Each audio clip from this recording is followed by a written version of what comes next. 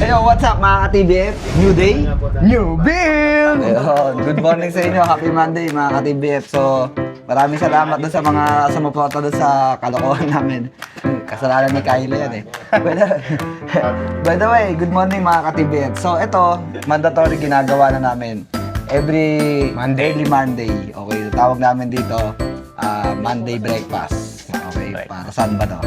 Meeting boss sa mga kailangan natin ano yun sa mga site. Ayan, yung mga kailangan gawin at mga problema. Ayun, yung mga problema sa site. Hindi naman tayo mawawala ng problema. Yes, boss. Nasa construction industry ka, hindi ka mawawala ng problema.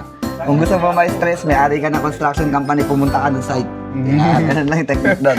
Okay, so ito, siyempre breakfast. So para yung game plan namin for this week, kung ano yung mga problema, kung ano yung mga dapat gawin, ano mga dapat bilhin, ano dapat mga i-improve.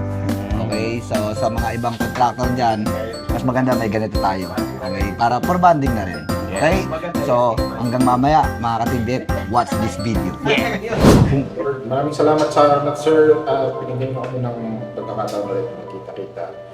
Pag-usapan kung anong mga sitwasyon namin at para namin ma-improve itong group of employees at which sa mga client.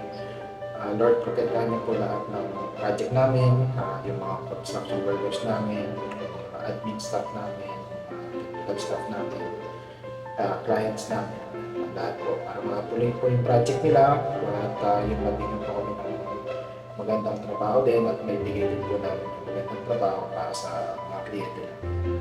Today, Lord, sana kayo po pa namin kung ano man yung meron kaming nalalaman ma-implement para sa pag-uwi nila. Thank you, Lord, sa opportunity. Amen.